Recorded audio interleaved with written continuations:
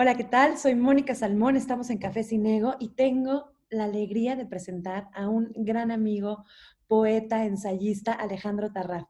Bienvenido, Ale, ¿cómo estás? Hola Moni, bien, ¿y tú? Qué Muy gusto estar bien. contigo. Igualmente, oye, qué gusto poder, oye, felicitarte por varias cosas, por la beca, por tu cumpleaños. Ay, gracias. Sí, sí, sí, sí. ¿Cómo? Cuéntanos un poquito. Ha sido un mes muy festejado, ¿no? Ya Pues vi. el septiembre, sí. Sí, pues hace poco me dieron la noticia que tengo ya la beca del Sistema Nacional de Creadores de Arte. La había tenido hace algunos años, pero después estuve estudiando doctorado, entonces tenía la beca CONACYT, tenía que esperar un poco para volver a pedirla del sistema, pero bueno, ya tengo esa buena noticia ahora. Muchas felicidades y además Gracias. súper merecida. Qué bien. ¿Qué nos vas a sorprender? ¿Con qué nos vas a sorprender? ¿En qué estás ahorita? ¿Qué estás escribiendo?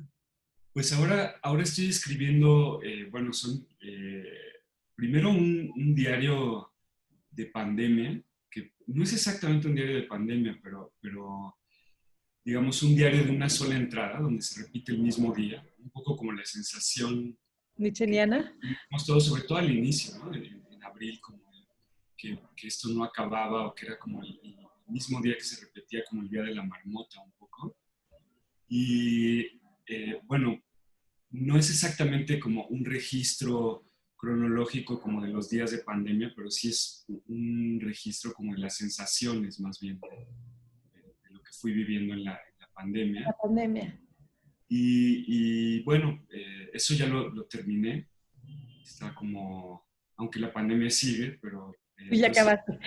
yo ya tuve el registro y bueno, está por ahí por publicarse. Eso es como lo último que he escrito. Y tengo algunos proyectos también que están como en proceso, que justamente uno de ellos lo voy a retomar, con eso voy a empezar la beca del sistema, que es un libro, tenía una columna para el periódico de poesía de la UNAM, sobre una columna sobre la columna vertebral. Es Sí, me decir, un acuerdo. recorrido desde el coxis hasta el cráneo, como una especie de uroboros que se muerde la cola, con esa figura circular. Y bueno, iba siendo como un recorrido por los huesos y los huesos iban siendo como un pretexto para hablar de otras cosas. Lo que Y sujetaba. sí, lo que sujeta y lo que suelta y lo que contiene. Sí, un poco como el dolor, la enfermedad, como todas estas cuestiones ligadas a la columna y al sostén. Y bueno, eso está en proceso, todavía no lo acabo. Como la columna la interrumpí hace unos años y es mi primer proyecto como del sistema, entonces lo tengo que retomar, ¿no? La propuesta es terminar ese libro y luego hacer dos, como un libro de ensayos y otro de poesía. Pues bueno, son como esos tres proyectos los que tengo ahí. No, ya me imagino, además el nivel de profundidad. Ale, ahorita que hablas del registro, ¿no? De los sentimientos, del día a día, de la pandemia, ¿cuál fue el que se presentó con mayor constancia? O sea, ¿cuál era el que te visitaba y no se iba? Pues primero, yo creo que compartido con mucha gente como la incertidumbre, ¿no?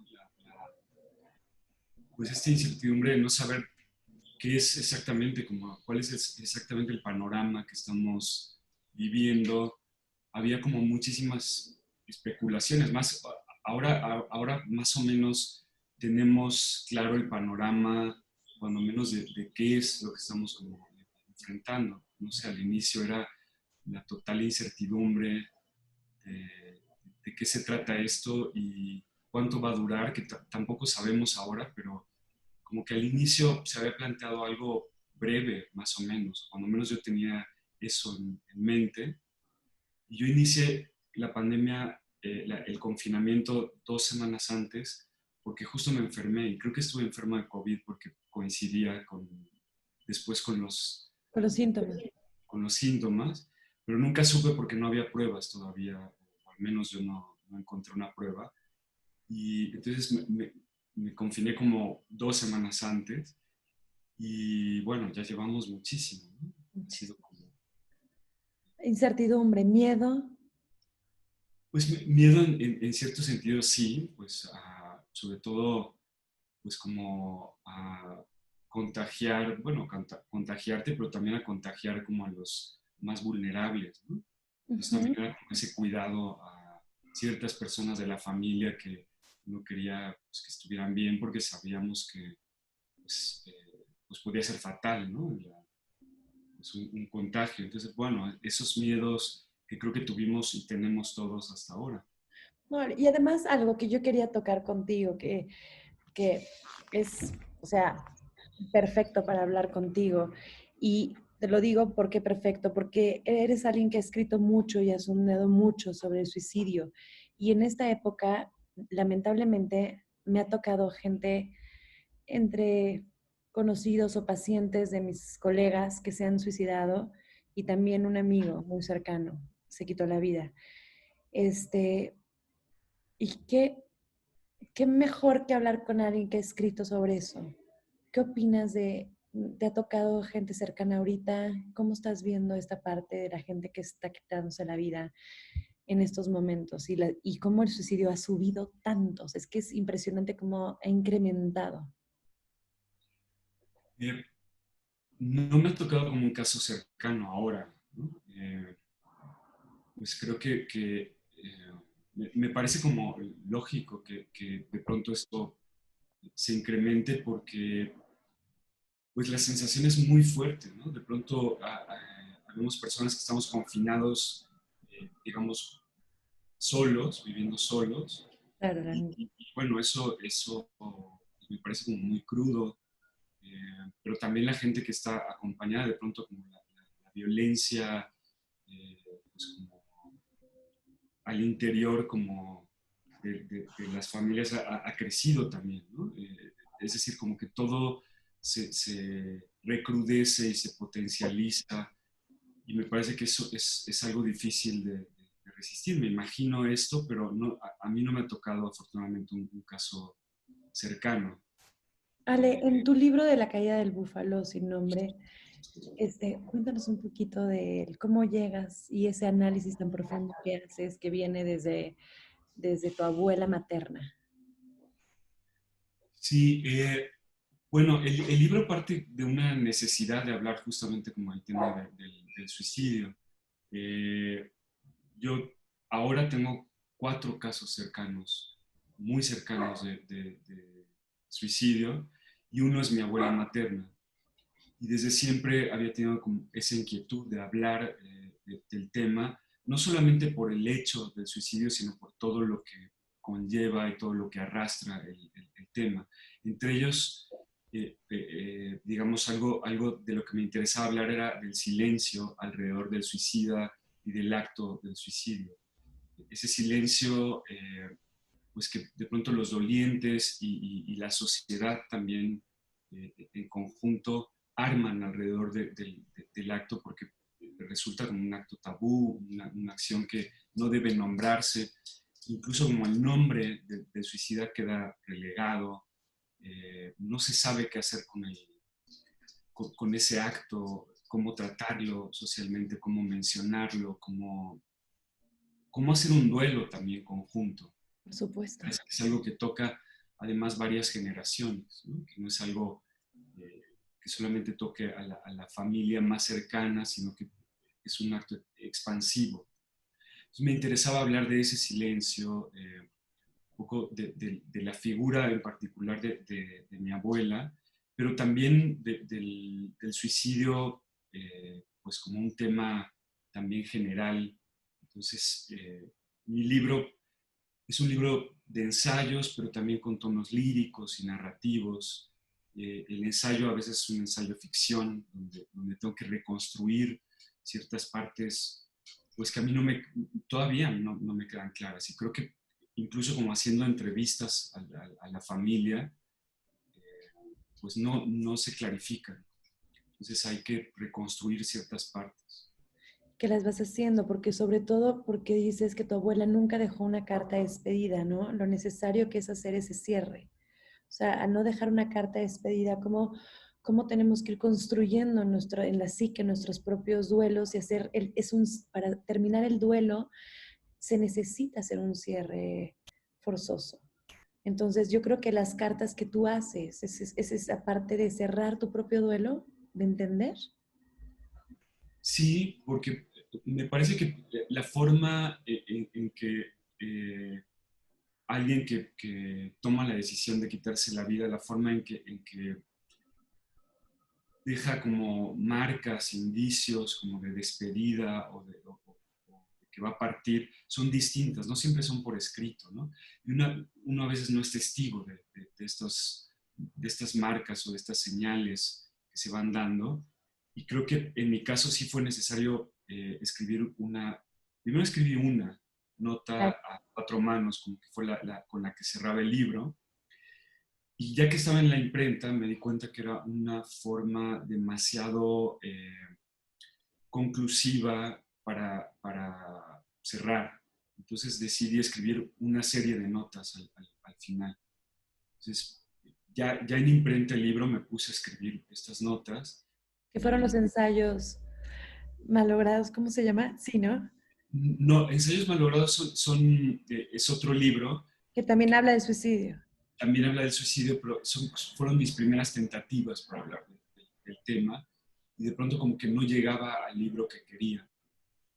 Entonces son todas esas tentativas como pruebas, como actos fallidos, no en el sentido estrictamente como literario, me parece, a veces sí, pero digamos, creo que lo fallido estaba como que no llegaba a tocar el tema como yo quería, abordar a la figura de mi abuela y profundizar como yo quería en el tema.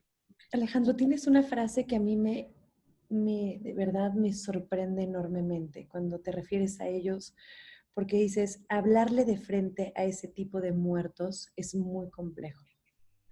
Y es brutal lo que dices ahí, y te lo digo como tanatóloga, este, ¿qué es lo que no, ese puente que no fluye porque cuando le hablas a tus muertos que se fueron tratando de luchar con la vida, hay un diálogo, pero cuando le hablas a ellos, a estos muertos, cuál es dónde hay una distorsión? ¿Qué es lo que pesa? Me parece que en el doliente o los dolientes ante este tipo de muerte hay varias fuerzas que están como, digamos, como tirantes o encontradas. Una, por supuesto, es como la incomprensión, como el reclamo que se hace como al suicida, porque no alcanzamos a comprender la complejidad que tiene una decisión así, que está cargada de muchísimas fuerzas y de muchísima energía, que no alcanzamos a ver, ¿no?, en su totalidad, que puede ser, no sé, una mezcla como entre desesperanza, depresión, pero también como una voluntad como férrea pues como de terminar con algo y de hacer como una continuidad con la línea de la vida y la muerte, no sé, como ese acto no lo comprendemos. Y creo que hay un reclamo como punto de partida, pero también me parece, y he identificado también una fuerza como un poco como de deseo también, ¿no? Finalmente el suicida se atreve a lanzarse y creo que esa tentativa está en todos siempre, Me aunque sea muy encanta, latente. me encanta porque dices algo que no te parece una fuerza destructora, sino que estas personas están subrayando la vida. Y se me hace impresionante esta forma de decirlo, porque efectivamente están salvándose de la situación en la que ya no pueden estar. O sea, Claro, no se están yendo hacia algo destructor, se están yendo hacia la única salida que ellos están viendo, que creen que les va a servir para salir de ahí. claro. Y eso es una fuerza que te aleja de la destrucción. Digo, es complejo hablar de esto y mucho más en público y que no se malentienda. Claro. Este, pero, pero entiendo en esta parte profunda de análisis, de decir, no, o sea, se están asfixiando y al asfixiarse, para terminar con esta asfixia emocional, o sea, necesitan dar ese paso. ¿Es a lo que te refieres cuando subrayan la vida? Al subrayar la vida. Sí, pienso como la muerte es lo único que no te pueden arrebatar, digamos. Entonces es un acto también de voluntad donde se subraya la vida misma porque tú tomas tu propia vida, digamos, como el Claro. control de tu propia vida para terminarla. Me parece que es un acto, eh, pues como, sí, súper fuerte y doloroso, incomprensible. eh, y creo que sí es una forma de subrayarlo, ¿no? De acentuarlo, de tomar el control y arrojarse. Ale, tú como poeta, como una persona que has vivido tanto esta parte, ¿alguna vez has tenido una tendencia, alguna vez has tenido esos pensamientos a decir, quitarme la vida? O sea, ¿te ha pasado por la mente? Claro, yo creo que, no sé si, no quiero hablar por todos, pero me parece que es algo natural que, no, que nos cruce por la mente. Digamos, es algo que normalmente alejamos, que cuando cruza este pensamiento lo hacemos a un lado porque nos asusta pensar que hay una posibilidad, pero creo que esa posibilidad está latente siempre. Tenemos esa fuerza y está ahí presente todo el tiempo. Y claro, no como algo, en mi caso, como una decisión eh, que haya como repasado o maquinado, no así, pero creo que sí, de manera latente, creo que está ahí todo el tiempo. Y más cuando uno tiene, digamos, historias tan cercanas Claro. de suicidio, creo que eso también abre una posibilidad. Me parece que cuando hay alguien tan cercano en la familia, se puede abrir de otra manera la posibilidad. ¿Te Es como acuerdas si, en un desayuno cuando me contaste que tu mamá te hizo una llamada y te preguntó si el suicidio era algo hereditario? ¿En en qué estamos con eso? fue justamente como decidí escribir el libro. O sea, con esa llamada, eh, me pareció un momento crucial, digamos, ¿no? Yo me acuerdo, y justo lo relato en el libro, esa parte, estaba junto al Colón de Reforma y entró la llamada y de pronto como parte de la conversación, mi madre me preguntaba esto, si el suicidio era hereditario. Y no supe qué contestar. Me quedé como frío. De pronto se abrió la posibilidad como de hablar de una casta suicida también. Entonces pensé en estos búfalos, esta foto de David Wagnerovics, que hay varios búfalos cayendo, ¿no?, al precipicio. Entonces pensé como en una casta suicida que de pronto decide arrojarse o tiene que arrojarse. Y me pareció que era un momento como de explorar esas posibilidades y esa duda y ese cuestionamiento. Y creo que es algo pues que no termina de resolverse nunca, ¿no? Pero que está Claro, ahí. claro que está ahí y que no, o sea, y lo que sabemos, ¿no? O sea, ciencia es cierta que el carácter se modifica, pero el temperamento es hereditario, ¿no? Ahora veremos, o sea, yo creo que no se sabe hoy dónde está esa parte del suicidio, si está en el temperamento, y también somos mucho circunstancia, entonces es, ¿no? Desde de dónde le queremos dar la respuesta también, depende mucho.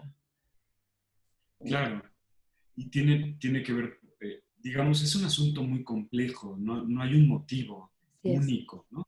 Es una serie de cruces, como de intersecciones pues que pueden partir desde pues no sé, desde la historia, la historia personal, pero también la historia personal que te rebasa, es decir, como tu propia familia, digamos, la historia que, que está detrás como de ti y que no puedes controlar de ninguna manera, más las propias circunstancias de vida, eh, y se va construyendo algo muy complejo que no tiene un solo motivo, y eso creo que es importante señalarlo y explorarlo también. Claro.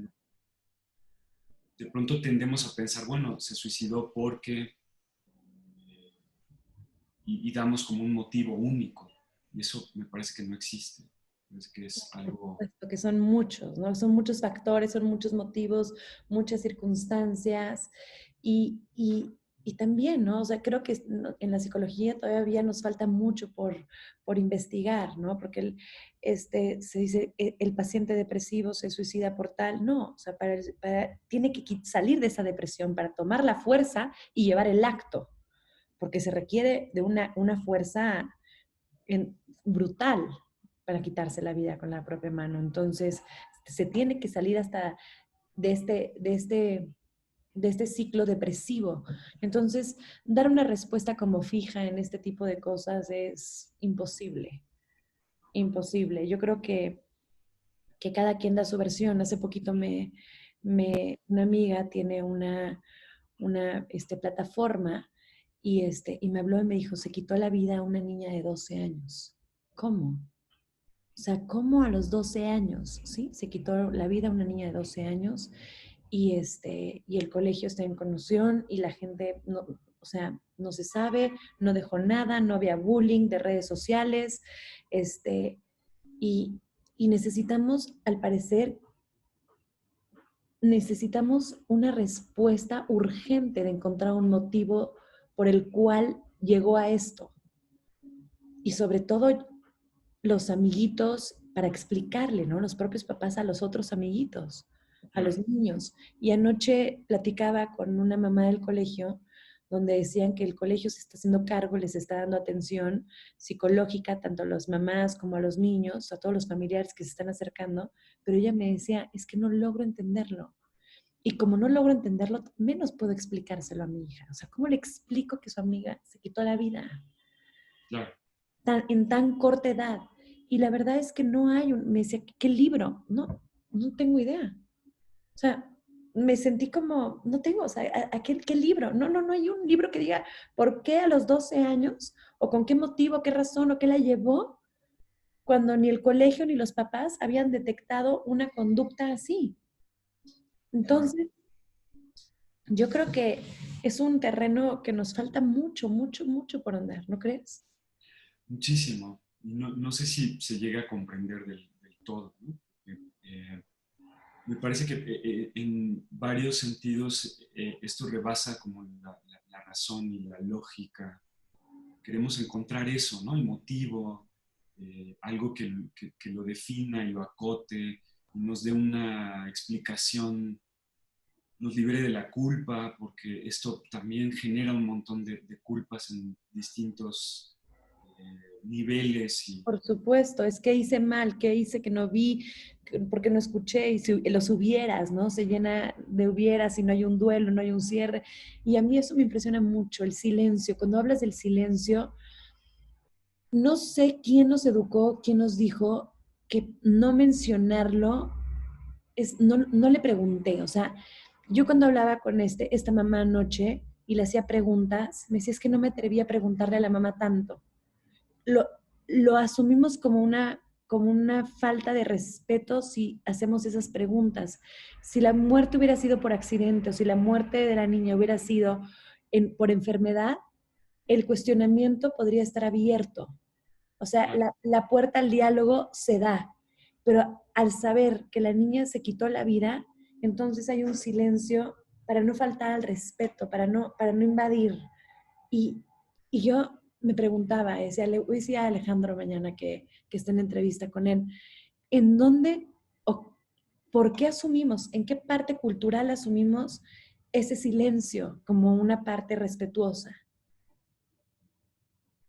Pues es un silencio complejo, son varios silencios. Me parece que hay un silencio como de incomprensión y también como no sé, como de no atreverse a nombrar eh, el acto porque no sabemos por dónde abordarlo, no sabemos qué decir ante eso.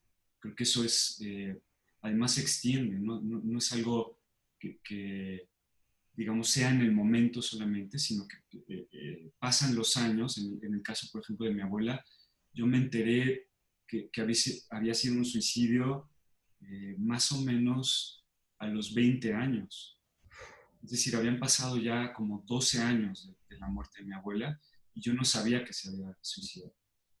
Entonces, hay un silencio sepulcral en la familia porque no se sabe cómo tratar el tema, cómo sacarlo en la mesa y decir, bueno, esto es lo que pasa y hagamos como un duelo conjunto, ¿no? El duelo se interrumpe porque no se sabe qué hacer con ese acto. El duelo se interrumpe, claro, para no incomodar o para no mover o para...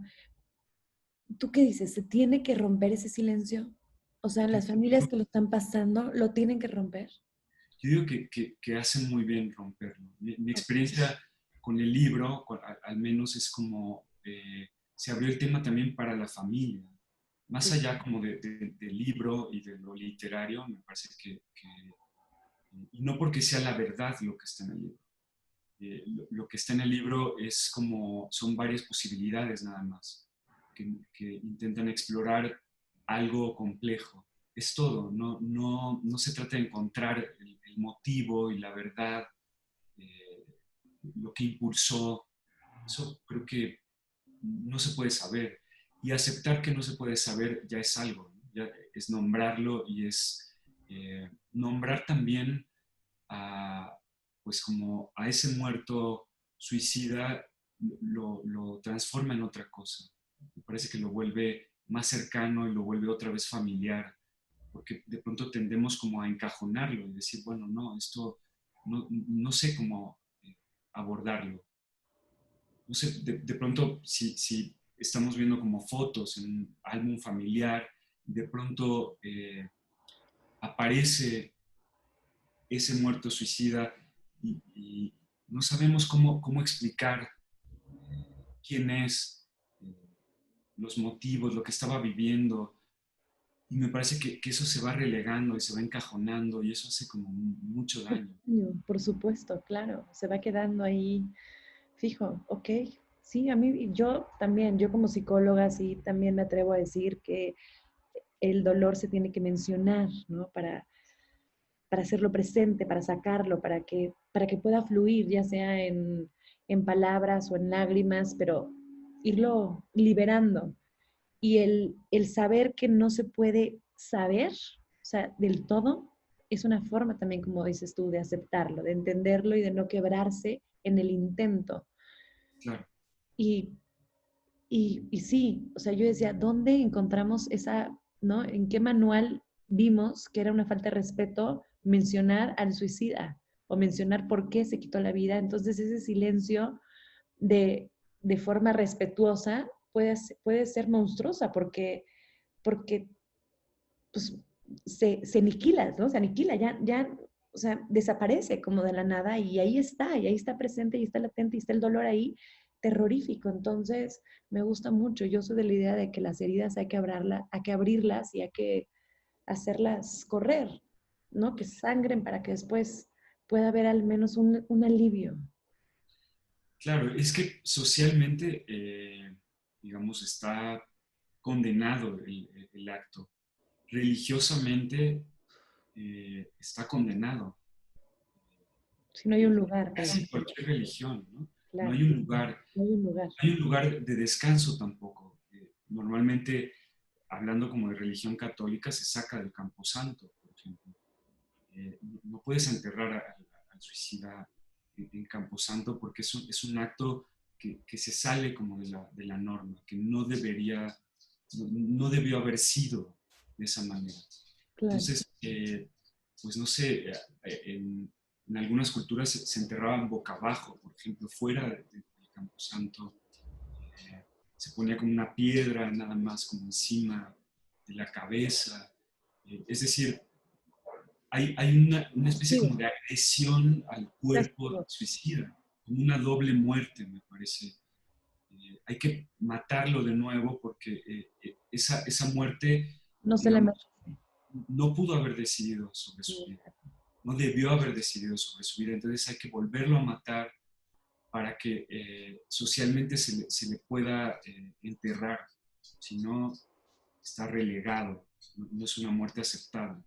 Entonces desde ahí, digamos, socialmente es muy difícil abrirlo. Y claro, esto ha cambiado mucho, no es tan cerrado, pero sigue habiendo como todos estos discursos que corren por debajo y uno no sabe cómo abrirlo, Claro. ¿no? Entonces se inventa una muerte que no es la muerte que corresponde, ¿no? En el caso de mi abuela era como, bueno, le dio un infarto, se murió. Ya. Entonces ahí terminó el tema. Y no se puede hablar una mentira, ¿no? Entonces mejor se olvida. Claro. Entonces es muy complejo también cómo la familia Lo aborda. y la comunidad también lo aborda. ¿Vas a seguir escribiendo sobre el tema? Yo creo que es un tema recurrente que sale, digamos, como en varias partes de mi obra, aunque no esté tratando el tema del suicidio, creo que se asoma, se sigue. eh, Creo que es un tema también no resuelto para mí. No, tampoco quedé conforme con los dos libros que escribí. Entonces, sí me gustaría repensar las cosas, porque creo que hay posibilidades de exploración, de indagación, como de introspección que todavía me parece que están pendientes. Y ahora lo dejé descansar porque es un tema muy fuerte. Me tardé como, no sé, como unos 5 o 6 años en escribir el libro, el de Caída del Búfalo sin nombre, y literalmente me enfermó escribirlo. Eso me pareció muy fuerte, me afectó mucho porque todo el tiempo estaba leyendo sobre el tema, estaba pensando sobre el tema, entonces necesariamente pues, te va arrastrando, más al ser como una historia familiar y tengo 3 amigos también cercanos. Entonces, bueno, fue algo difícil de explorar, entonces por ahora no me gustaría, pero creo que está ahí y creo que sí lo voy a volver al tema. A retomar. Me gustaría más adelante. Ok. Y ahorita, entonces, en lugar de Tánatos está Eros en su máxima expresión. ¿Eh? Pues no tanto, pero cuando menos en ese tema sí lo tengo como postergado, pero no, siempre se combinan los dos, ¿no? Van juntos, es lo que yo digo. Yo acabo de dar una conferencia que decía del cáncer al alertismo y me decían, pero ¿por qué? O sea, ese salto abismal. No, es que van de la mano, o sea, uno no está sin el otro. Entonces, ¿no? Sí, totalmente. Alejandro Tarrab, dinos algo para despedirnos, porque estaba ya perdida en tus palabras. Es un gusto siempre tener un espacio contigo. Qué rico. Extraño muchísimo platicar contigo. Y Fue hay que retomar eso. Hay que retomar eso porque es increíble escucharte, hablar, analizar, profundizar. Tienes una facilidad, evidentemente, al diálogo impresionante. Yo admiro tus letras y admiro mucho tu trabajo y te agradezco enorme estar en Café Sin Ego y pues por este espacio que quiero que regreses para que ahora nos hables del amor y cómo vive el poeta el amor en estos tiempos de pandemia. Sí, claro que sí. ¿Sí? Invítame, yo con muchísimo gusto y te agradezco muchísimo el espacio y la conversación y bueno, yo encantado de retomarla cuando se pueda en el café y en el Zoom. En- Va. ¿Cómo te Me pueden aparece encontrar, Ale? ¿Dónde te encuentran? Dame tus redes sociales, porfa. ¿Dónde te pueden encontrar? con mi nombre, Alejandro Terrab, estoy en Facebook, en Instagram, sobre todo son las dos redes que uso, también estoy en Facebook e Twitter, pero Instagram, para casi que te sigan. no uso Twitter. Ok. Eh, Y tengo, bueno, hay un blog donde está alojado como parte del libro Caída del Búfalo sin nombre, Ahí para que lo puedan leer. WordPress, sí.